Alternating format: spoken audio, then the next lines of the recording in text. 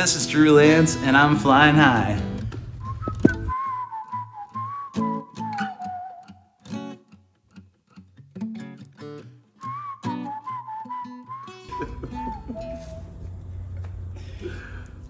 And action! All right, we're here today with Drew Lance, and we're flying high with Brian Kemp. This is my first episode of the podcast. Thanks for bearing with us this morning, Drew. Absolutely. Working out all the kinks. Isn't that how live sound always goes, right? It seems like it. Well, we were just talking about kind of our history and how we even got to know each other, and I cannot remember the first gig we played together. Maybe it was a Pops Blue Moon Jam, but I feel like we did something before that. I have no idea. You just kind of popped up and you were there for the rest of my life. And then it was probably like 2017 maybe that we went up north and had that epic trip where we went to Minnesota. Did we introduced you to the Bang Bang. The Bang Bang has become also a big part of my life. So the Bang Bang is where you go to one restaurant and then you drive directly to the next restaurant and get another meal after you've already had one. I believe on this trip we even went for the triple bang. Triple Bang Bang. And I think it was like pizza, tacos, and fish and chips at 3 separate places. By the time we got to the gig, Drew was like, I think I still have a little bit of PTSD from that. I don't eat very often before gigs anymore. It probably had something to do with Triple Bang Bang. That makes a lot of sense. Makes a lot of sense. Well, I know you it seems like every time I see your schedule, you've got 2 or 3 gigs, sometimes 4 or 5 gigs lined up a day. I know anytime me and you have tried to line up some stuff, there's lots of logistics to be figured out around what you're doing and how to get you on time to where you need to be. Sure. How do you manage that in your schedule? It seems like you've probably gotten better at it as time goes on and understanding the pack up times and the load up times. Absolutely, and you've been around to see a lot of that happen for me. A lot of that progression.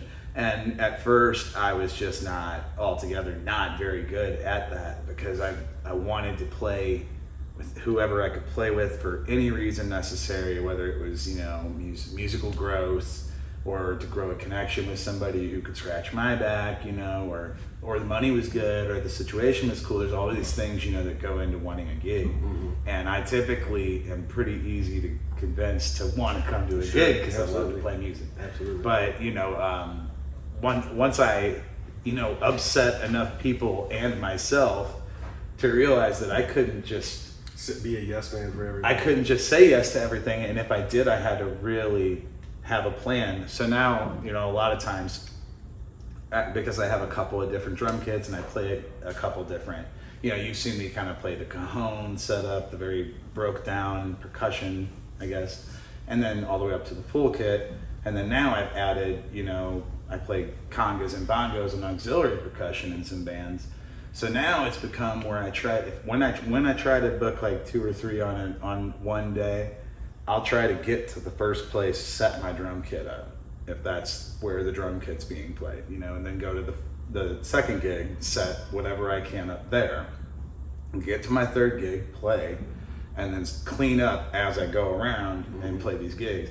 And that typically eases the mind of the people I'm playing with too. Because they know you're already there. Because I'm pretty much all set up. And the drums do take the longest to certainly get set up. And if you're going to leave with an hour, to get that all done, that's just not enough time. But if you have it all halfway done or all the way done, typically the Oyster Bar will be my latest gig that I play, the 10 to 2. Mm-hmm. And so I'll have my drum kit there and just play whatever other kit. If I have another gig that involves a drum kit, I'll just take my other drum kit and do it that way. And that's made it a lot easier on me.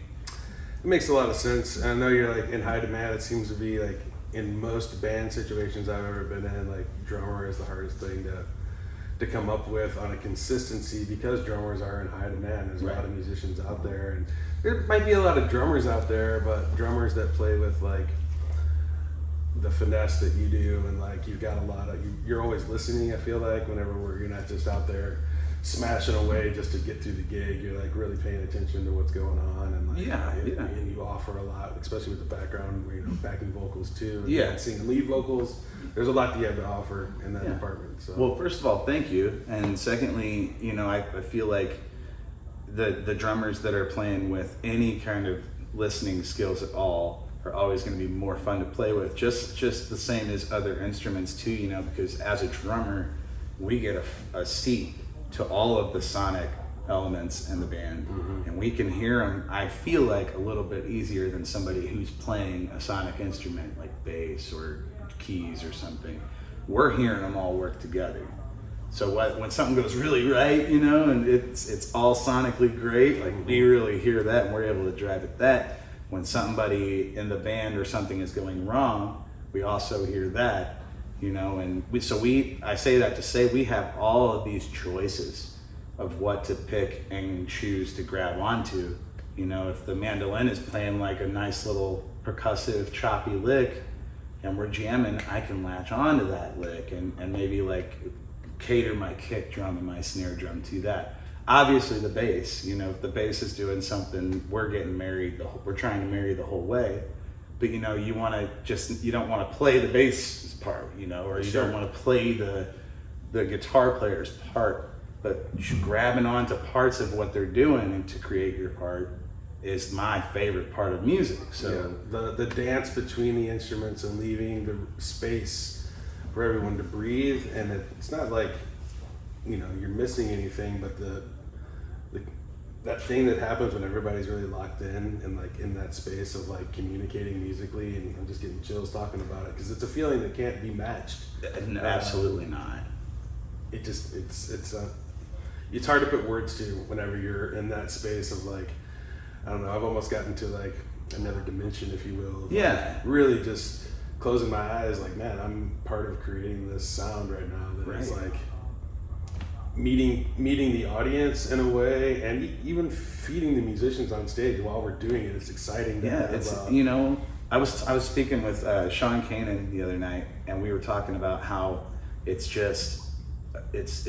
a magic trick. It's like the oldest living magic trick that we have. We stop time for us and for the person watching, because it just stops time in its tracks and allows you to just be there without any of your problems, without any of your concerns or responsibilities that you have or anything going on in your life.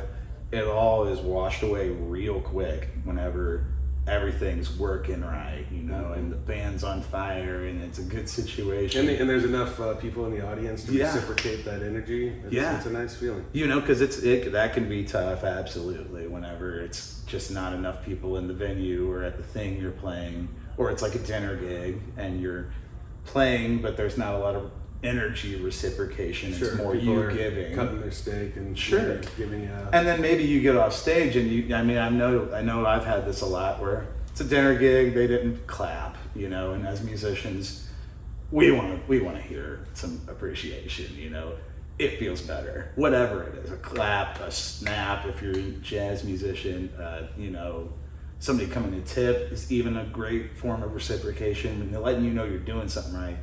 But it never fails when I get off stage at like a dinner gig. I do a lot of these oyster bar and dinner gigs like this. Get off stage and people are like, Jesus, you guys were great, holy cow. And you can go the whole hour or whatever it is of your set thinking, do they hate me? Yeah, they're not even hearing me. They're not even, do they hear me? Does it need to go up or down, or what are we doing wrong, And then you get off and you realize everything was just fine. You were right there. You were playing your part for the situation. Yeah, it's a different music fan that is there in the afternoon or evening eating dinner versus the person that's there at 9, 10 p.m., 2 a.m. Big time. Cheering you on. Like, everyone can appreciate music, but we're all coming from different aspects of life as to how that music fits into our digestibility, if you will. And when you're a musician, it's so fun to have to code switch in that way, to know, okay, well, I'm playing at, Tetros, it's in Festus, let's we're gonna have to kind of play a little softer today if I'm there with like Brother Francis and the Soul Tones. You know, we have decided to play in just acoustic there from now on, because we would go and do Really trying to rock it up, but rock and roll and thing, and yeah, but it's just so loud in there. It's a dinner gig. yeah, It's I like, think that comes with maturity as well, as like reading the room as a musician, especially if it's a room that you play often or a venue you play often, and like just understanding what the gig really calls for. right. Bring the tools for the job. Right. You know, and it really it's become like this thing that it's fun, because then we get to like explore a different part of ourselves. You know, if Francis isn't got a raging guitar, you know, it's like, well, we got to play to an acoustic guitar with these tunes, and so that's another real fun way to keep yourself in it. You know, Sure. is to keep That's changing. something. I mean, Sean Cannon and playing with the Voodoo Players, that really gave me a sense of like, you know, just because we're playing cover tunes, we don't have to go for it in the way it was on the record. Have the expression to be able to take it in any direction you want to, especially with having some really badass players in the lineup too. Like, Right. It opens up a freeness there, but kind of bringing it back around to like improvisation. And obviously that's fun for all of us to have that excitement on stage. And I like to bring musicians together on stage who might have never even had a rehearsal together, have ever played together. And that's where a lot of, you know, real magic happens for me, from my perspective. And it might not be the tightest thing, but the way that everybody like listens to the other players around them, especially if you know you're on stage with a really hot player, you don't want to necessarily like play all your best licks to try to show them up or whatever. It's not like a competition like that, but everyone's kind of like staying back a little bit to listen, and then also like putting their best foot forward on It what becomes their approach. it becomes more like a team sport in that area, where it's like we're all on the same team, and you know, if I'm trying to like never pass the ball, Right. you know, it's going to show. And or if, you know, like we're all passing the ball and creating these plays and moving down the court, well, now we got a team. Now we're shooting some hoops. Some People are going harder a little bit, but because we're gaining trust in what we're doing, we know, you know, the bass player's there. He's sounding great. The drummer, man, he's not beating his drums up too hard, and I can really hear what I'm doing on this guitar, you know, and the singer's like, okay, cool. And then, you know, it's the sound too, because when the sound is off, it'll take the whole situation, no matter what, and make it tougher. And that's something I've always ended up doing sound for most of our gigs, being responsible for bringing the PA to the gig, running the sound, getting there 2 hours early to set it all up, and then try to have a good response for how it sounds out front while I'm on stage playing. And It's a lot. it's a lot of work, it's a lot of responsibility, it's a lot of stress at the same time. So in my older age, I've like realized that hiring a sound person and making sure you have a competent sound engineer that is willing to do the work and help you, you know, not just set it and forget it, but be riding the faders the whole time you're performing. It's this incredible like help. It makes a big difference. It makes a big difference, and there's a lot of guys in town now and girls in town now that are ready to do it, that are ready to be hired for it, for your private event, for your show out at, you know, Labby or whatever it is that you're doing. They're reasonable. They're not all crazy about their pricing, and you know, there's even lights you can hire. That's what I was just about to say. It's like we've added lights to the last couple shows we've done with the Mullets, and the energy at the Oyster yeah, Bar, the energy that definitely brings up to the changes that stage. room. Yeah. It makes that room a rockin' room when you have Bobby or Hippie or anybody, you know, who comes with their lights, and it just changes that whole room, and it changes you whenever that's going on. For sure. Because we played white light in there versus lights, and it's just different, man. How would you relate your wrestling experience to the discipline that's required to stay focused on your drumming, your schedule, your relationships? Like, how does that tie in together? When I was wrestling, you know, I started wrestling in first grade. I went all the way through college doing it, and as I got better and better. Did you have like a wrestling name? Did they call you like? You can call me anything. Drew the Screw? Or? I wish I had something. I wish I had something on that, but no, they just called me. My brother was older, so they called me Little Lance, and I was not a small boy. I was 189 pounds, but I was still Little Lance because my brother was very big. Mm-hmm. And so I got all the way through with that, and as I got to college and things got more and more serious, because in high school I did well. I won a couple state championships, and then I did well on the national circuit and got a scholarship after I had been at SEMO for 2 years, just kind of partying. And one of my old wrestling coaches called me up and was like, man, you should come here and wrestle, because like I see that you're just kind of partying and doing the frat life thing, and I'd like to see you do this. Mm-hmm. And I was like, okay, well, that sounds great. Let's go and try that. And so as I was doing that, I was doing pretty well, and our coaches switched. Right as our coaches switched, Hillary Fitz had just hit me up randomly out of the blue, saying she was looking for somebody that played the cajon and sang. And at this time, I didn't know what a cajon was. But I was like, I looked it up online and was like, oh, that sounds like kind of a cool thing I could do in my dorm room. So I went and bought one. And 2 days later, I went to Hillary's house and we made chili.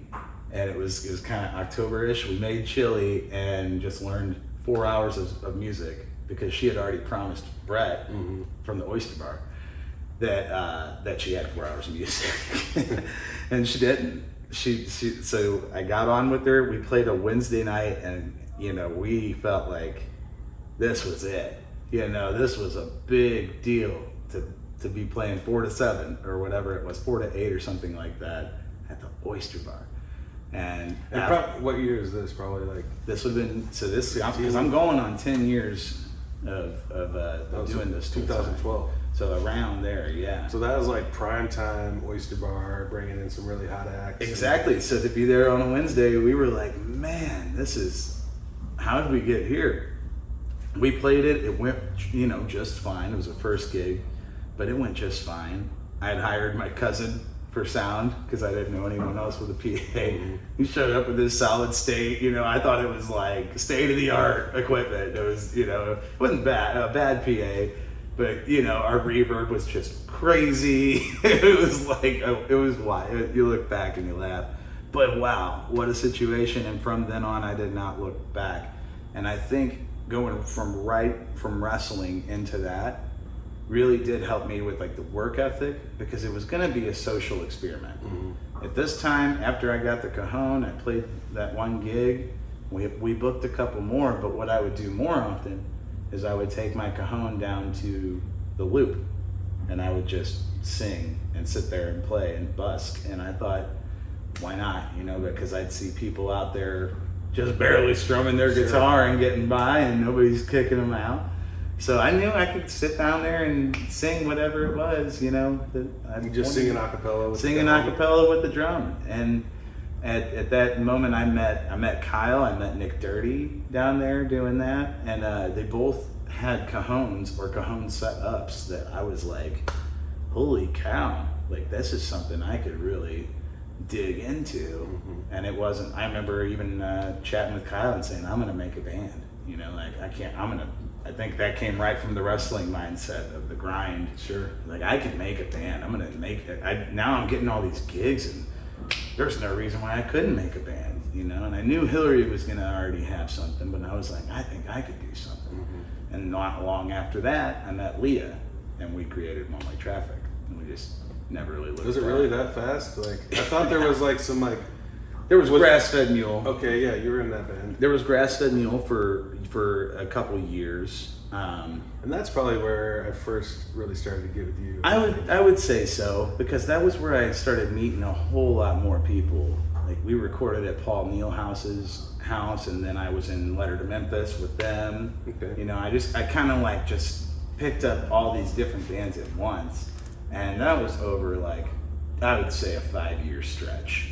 And then Leah, One Way Traffic, no looking back. But I mean, before then, I was already calling my shot on a band. Well, I guess Grass-Fed Mule had kind of came out of the remnants of what Acoustics Anonymous, Turn Mighty Pines, Right. some personnel adjustments that had happened there. Right. And then that's kind of like where those worlds all collided for me. And then it was like Matt Flory and Gerard and Drew in that group, and then I joined, and we had it going there, and Matt McGivney was in the mix, you know, and I remember that. It was a lot of fun having that band around, and even when the band turned into a vacation band, because we had Drew Jameson had some great connects on the Nantucket, you know, and they've all been up there a lot since, and so it was. At the end of it, just became, let's just go on Northeast vacation. Sure. Pay for that, you know. Well, that definitely, I mean, Grass-Fed Mule, that was kind of right about the same time that I got to pick in music festivals thing popping off. Yeah. And had Grass-Fed Mule in the first. Yeah, we were on the Merrimack. I remember we were on the Merrimack for sure. The Coda Way as well. Yeah. Yeah. And then One Way Traffic's been on almost all of them. I think you've been on all the picnics in some form or fashion. So. Yes, right. Well, that's cool. I think I had another couple things I wanted to chat about before we wrap it up here, but what's going on with One Way Traffic? What's new in that department? You guys went and played Northwest String Summit after, I guess you won in 2019 and didn't make it back there till 2022. That's right, because they didn't have the festival until 2022 again. They skipped another year just to like be safe. And I think they knew that it was going to be their last one, so they were like, might as well skip another year. Really suck it up. And and they did. They sold out the festival. It was amazing. We stayed there 5 days, played all 5 days.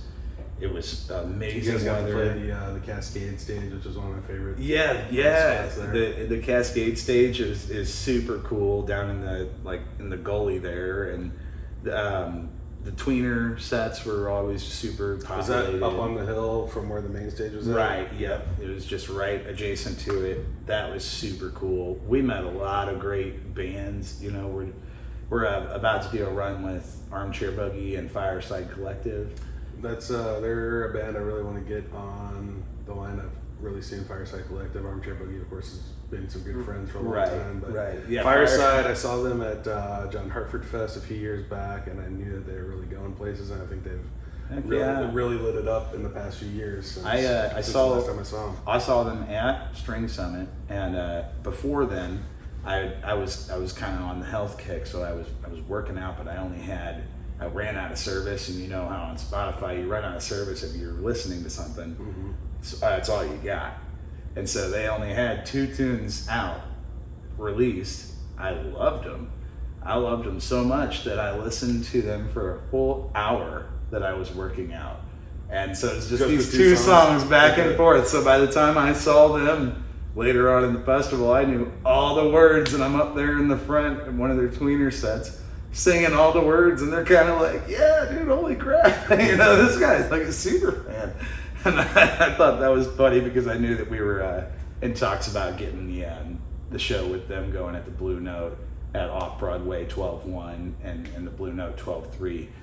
And so that's one thing we got going on. I can't wait to make friends with those guys, because the Boogie guys absolutely are I would say they are our favorite band in the scene. Collectively, just because they're wonderful people, nice to be around, and they're very talented. They're writing great songs. Their jams they're cool, you know. So we're trying to be that same kind of vibe. That we're seen first as the people we are, and that we're genuine and cool and nice. We definitely don't want to be the kind of band that's seen as just, were they nice to you? Oh, you played a gig with One Way Traffic. Were they nice to you? Because there's other bands in the scene that are like that, you know. And it's unfortunate, but it is, you know. We all work super hard. We all have different ways that we handle the stresses of being on the road. You know, getting in a van, traveling. You know, maybe you didn't get to eat too much, or got drunk the night before, whatever it is. We're all living a different way here, and I can't say that every band has always been super nice to me, but I can say that every band we've ever opened for has taught me something in some way about how to be or how not to be. You know, like, what it, you know, because you want to get there and have like the cool hang. Sometimes somebody just doesn't have the energy for that. Sure, and they've been on the same travel schedule to get where they need to be, and you know how it's been after you're out there for a few days at a time. Big time. You start to feel that. I think if I never felt it, I wouldn't have the empathy for that, you know. How do you deal with the? I know, I see a lot of your posts kind of talking back and forth about alcohol and the ways that can affect us in our professional life and whatnot, and even in our personal life too. Like, where do you feel like things are headed with that, you personally, and as the scene goes as well? I think for me personally, it's the kind of thing that I like to enjoy. But I learned through a lot of the years of playing here that I'm definitely more alert and attuned to the situation whenever I'm not drinking, even when I haven't smoked very much. You know, because I'll drink or I'll smoke before doing these things, but I certainly won't take any psychedelics or anything. That's just too much for me. But learned a lesson myself a few too many times on. I think it's good for the creative. It can be good for the creative side. Absolutely. But trying to go perform it later, that's where it's in that tough. Same space is not a good. That's where it's tough. But and the same could be said for anyone who hits the bottle too hard or hits the anything too hard. Anything, yeah, right. I mean, shoot, the coffee. Yeah. I'm on my second cup, and I had a red eye earlier this morning, so I'm really getting geared up for you to get here, get all of our stuff. And you see the hecticness that provided for me once you got here. It's real. It's kind of mellowed out now. I'm probably ready for a Kemp CBG. Kemp CBG. Yeah, no, but I think for me, it's the kind of thing that as long as I can keep in moderation, I'm fine with having drinks. Mm-hmm. But if I'm working out and have other goals like that at the moment, that's what keeps me from drinking, and it's not the hardest thing to do. But it's definitely a temptation that we deal with because a lot of these bars, they'd rather give away the booze than the food. Mm-hmm. And that's always interesting to me because it seems to me like they like the booze, like they're comparable prices. Sure. Comparable losses. And if I'm gonna be wanting to be at the gig you hired me for sober, I think it behooves you to give me the food rather than the booze. But that's a conversation that they don't usually like to give way to. For sure. And, I wish that would be different because it would change a little bit of the stigma because there's a big stigma that we're all going to be drinking at the gig. I mean, you've seen it. They'll come up with the tape with the bucket of beers. A bucket of beers or a whole tray of shots. And it's like, you know what that is. One of them's for you. And, it's taken me a bit to be like, no, I'm good on that. I'm going to be driving home. Mm-hmm. Because they forget that you're a human just like them in the good time and in the moment. And they think that you're going to take that shot and you're going to do a great job and you're going to pack up just fine and you're going to drive home without any issue. And that's just not the case. Like, we're all going home in a car.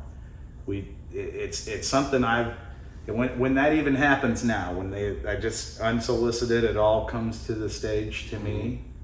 I'll finish the song and then I'll offer those beers to anyone who wants to come up and get them. Sure. Or those shots, I'll say, hey, we're not drinking in this band, or if I know that about everybody that's at the gig that we're not really going to do that, I'll say I really appreciate it.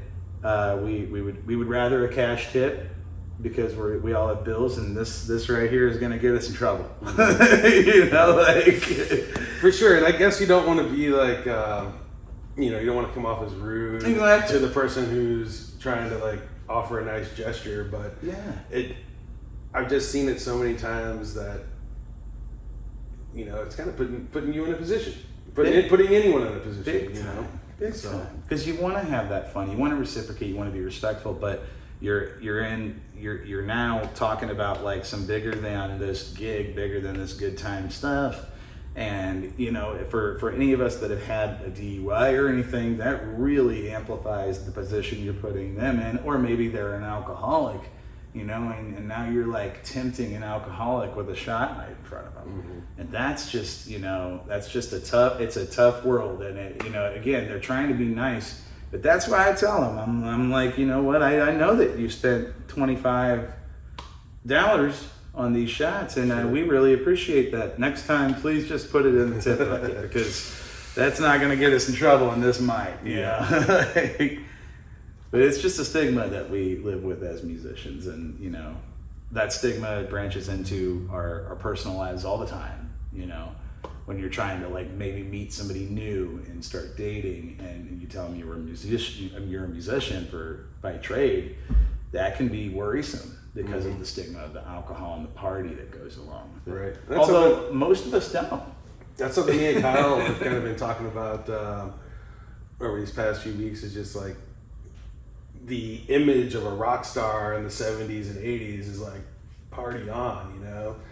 But as it becomes broader, there's so many more musicians and so much more music and entertainment to work through. If you're coming out there and putting on a shitty performance because you're shitty, you know, you're fucked up. So you're going to go somewhere else to find the, maybe people are looking for the fucked up guy making an ass of himself. And it's wild because I know they are in some cases, in some genres, they absolutely are. You know, like you look at your honky tonk type of thing, like the places that you're going to book the honky tonk type of thing. That's what you're selling. That's what you're selling, is like the alcohol rock star lifestyle. And it's not every one of them, but look at most of them. I mean, if you really look past the facade of what's on the outside, most people are miserable. Yeah, you're right. You know, and there's probably plenty of, as I say that, to be fair, there's probably plenty of honky tonk bands that are clean, that don't mess with any of the drugs or the drinking. You know, then you're just being fake. You know, and then it's like, yeah, are you really selling the real? Because somebody's out there kicking and stomping and doing all the drinking to your songs that you're making that you know elicit that party. So it's like, are you being true to yourself? Are you being true to them? Does that matter even? Like it does matter. I think it absolutely does matter. It's something I'm kind of battling with myself, you know, like songs I wrote 10 years ago.